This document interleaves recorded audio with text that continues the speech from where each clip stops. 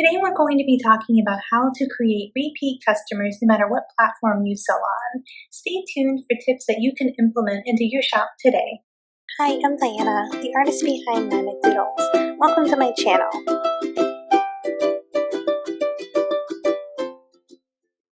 So you want to be sure you're selling high quality products. You want to create your products with your customer in mind and the fact that they can leave you reviews which can help or hurt your shop. Always like in the back of your mind. So make sure you're using high quality materials and you're posting products that you would feel comfortable buying yourself. You don't want to sell anything that you're unsure of, or if you feel like, oh, I don't know if I would like this myself or I would use this myself, then probably don't post it. And when you're creating your products, make sure you use good quality materials.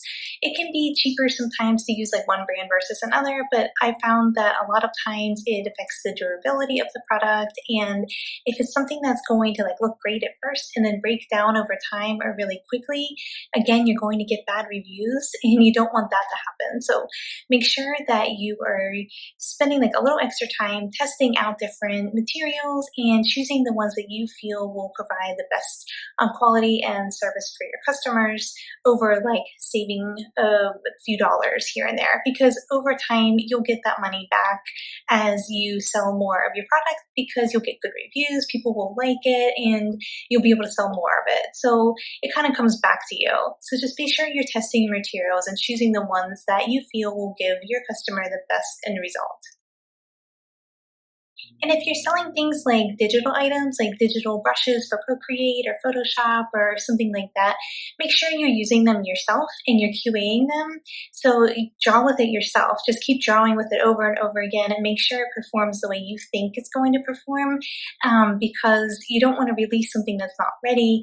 If for some reason you have a product that has been released and people have already purchased it and you find a flaw with it, or something that's acting kind of quirky or not acting the way you thought it would, don't be afraid to relaunch it. Or you could provide performance updates and have them re-download the new set that has the enhancements you made and the little glitches and stuff that you fixed up, so you can provide them with a better quality product. I think it's better to give them that option, and they will probably be more thankful to you for providing them with a performance update than you just being embarrassed to say that there was a problem with it or that you've made an adjustment and it's performing better, and leave them with a crappy product. Not that your products are crappy, but you know what I mean. And again, I think you could follow the same rule where if you're unsure about it, don't sell it or don't sell it yet. Make sure that you feel like it's something that you would be happy with and you're going to be happy with the reviews and the feedback that people leave you on this.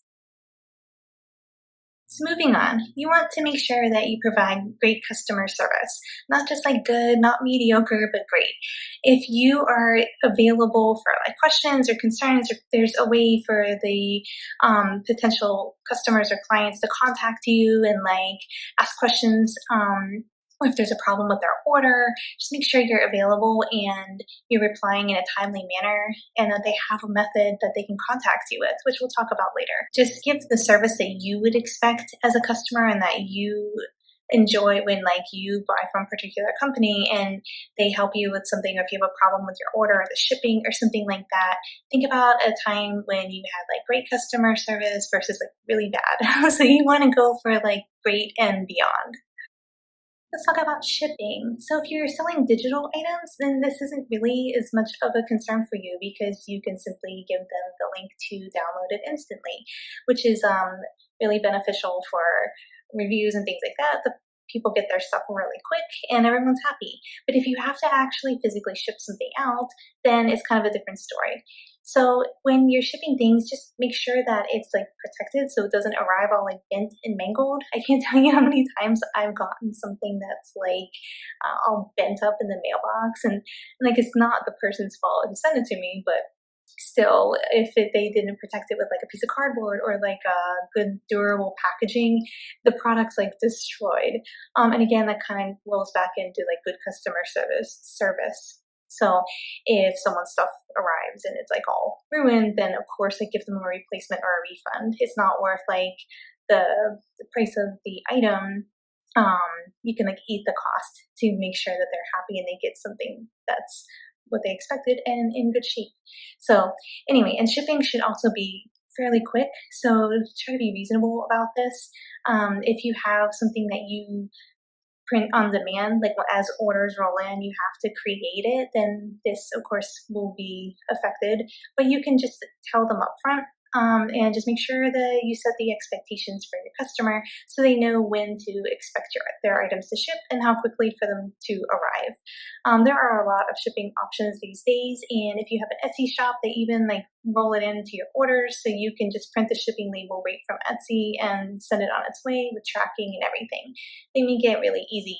But if you want to print the labels yourself, for whatever reason, for some orders I do this, and others I use the Etsy shipping labels. It kind of just depends. Just make sure you set like expectations up front and that you keep in touch with your customer and make sure they know like when it's going to arrive, or if it's snail mail, like you're mailing a sticker, it's not going to have tracking because you just put like a postage stamp on it. Just make sure that they know a reasonable timeline to expect it to arrive. Just a side note, does anyone remember when Amazon had like the worst shipping ever? It was like so slow. You'd order a book. I don't know, I used to order a lot of used books on there in college, and you'd order something and it would be like weeks. But now it's like instant. The next day everyone's ordering from Amazon because the shipping is so stinking fast. So keep that in mind. You want to be more like the new Amazon and not like the old crappy one that everyone was too afraid to order from because the shipping was going to take like 10 years. So make sure your customers have a way to get in touch with you and some sort of like contact method. If you have an email that they can reach out to you with, that's great. A lot of like online shops is all integrated into there anyway, so this makes it like super easy. Usually they can just like push contact you through like Etsy or Shopify. I assume, I have never used it, but I assume it has some sort of a method like that. It takes the burden off of you on your end to provide the information because it's really easy for them just to click it on there. But if you have a standalone website, make sure that they can easily find your contact information. So if there is a problem or if they have a question, just make it pretty visible so it's easy to find you. You might want to offer something like thank you coupons for customers after they purchase something. You can either like slip it in the envelope when you mail the items and just use a coupon code so they can save a little bit on their next purchase, and that will give them an incentive to come back to you to get their discount. Etsy makes it super easy to do this. Even for digital items, it just emails them a coupon after they purchase something and they can use it for future purchases. So that's something to think about and keep in mind to maybe include in your products, and just give customers something to incentivize them to come back to you besides your awesome product. Along the same lines, you could create some kind of like frequent shopper program. So I don't know, like those, I don't know, do they still do this at Subway, the sandwich shop, where they give you like the stamps or whatever, and then you get a free sub after you fill a card, something like that. You might want to include something like that with your shop, and the way you set it up is totally up to you. So you could be kind of creative with this, and if you have some sort of a community or closed group, it might be an easier way to keep track of that kind of thing, but you could probably just do a quick Google search or YouTube search and find other small shops that do something like this and see like how do they implement it when you're not a shop that people come in where they can show like their little frequent customer card and you stamp it if you're an online shop. And then you might have to get creative with it and come up with some cool ideas for how to implement this, but it might be worth looking into. Okay, can we just talk about packaging for a minute? I love cute packaging, and I am more likely to buy again from a company that takes time and puts some thought and effort into their packaging. I have received sometimes from like an Etsy shop, like probably many years ago. I feel like everyone's kind of like raised their standards and their levels of packaging these days. But you would get like an envelope and like the person would like throw the item in an envelope and seal it closed and like call it a day. Sometimes it wouldn't even have a note. It was like the absolute worst. So I will never buy from a shop like that again. Like it's so unprofessional and gross. So you want to make sure your packaging leaves a good impression on people and makes them like excited to receive your product and to open it. And you can do like cool stuff with your envelopes or your mailers. They have all kinds of like fun mailers now that are printed and pretty reasonably priced, and you can just have it go along with the theme of your shop. And if you don't want to spend extra money on mailers, then you don't have to. You could just totally like draw on it or decorate it or write like a cute note. At least slip like some sort of like a nice little note inside thanking your customer and just giving them something to be excited about.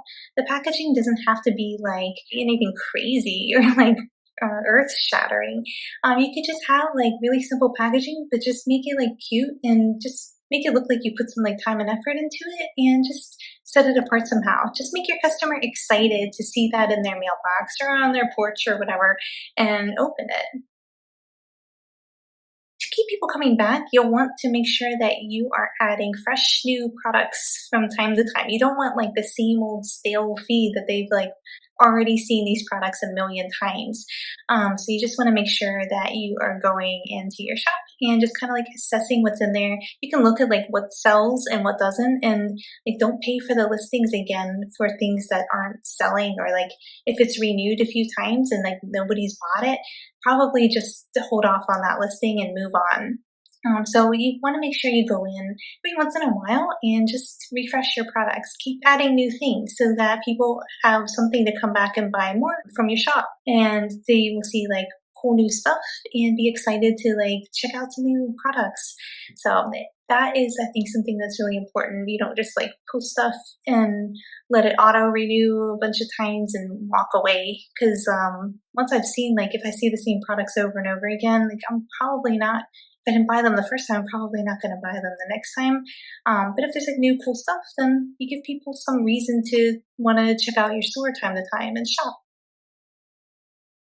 So something you might want to try is offering a newsletter. So that gives you control of your email list and your contacts and your customers.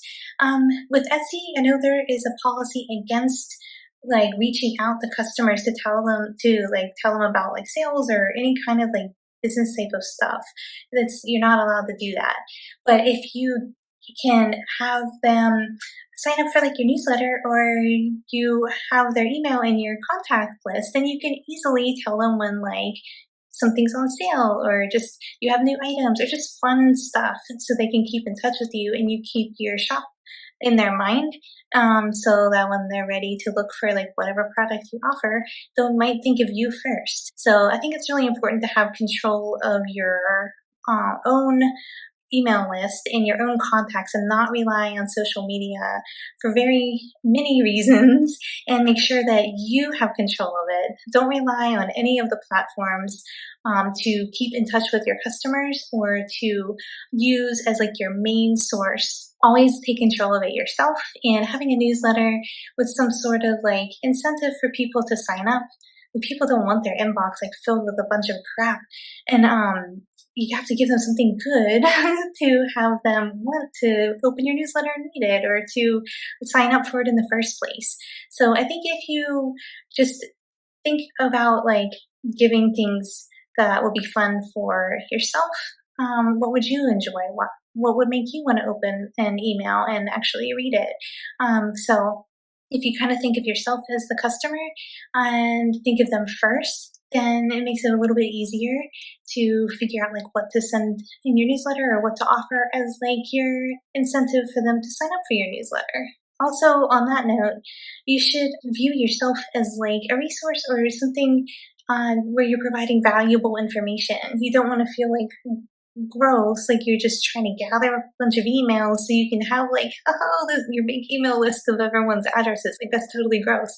But if you think of it as like you are gathering up your list because you want to connect with these people and help them or offer them a service or whatever, or tell them about your sale so they can save some money and have some cool fun products, that really flips everything around when you think of it that way, when you think of them first. Along those same lines, it might be helpful to have some sort of like a community. So I think it's fun when there's a group that you could join and like keep up with like the fun products, and like if you keep it lively and fun, then people enjoy being there and it gives them like some joy and some entertainment. But also on that note, I again would not rely on like Facebook groups and things like that. You might want to explore other platforms because you never know when that's going to get like whisked out from underneath of you and then you lost your community, like, or you get locked out of your Facebook, or some of your community members have left Facebook. Well, they're gone, so they no longer see your stuff. So that also kind of rolls back into offering like a newsletter or some way where you can keep in touch with them off of social media and in some sort of other method or other platform. And this last one I feel like should go without saying, and probably does, but just thank your customers. Just make sure you're thanking them for their business and their support, because they could easily go buy it from someone else, or like from some big name store or from Amazon or whatever, and just like pass right by you. It means a lot more to you, I think, to make the sale than like some giant mega store. So just make sure that you tell them that you are grateful for them supporting you and choosing you. I hope these were helpful. What are your favorite tips from this video? And if you have tips, add them in the comments below so we can all help each other. And if you have a small business or an Etsy shop or whatever, feel free to leave it in the comments below so we can check out your shop and support you too. Thanks so much for watching. Be sure to subscribe so you don't miss out on the next tutorial, and I'll see you next time.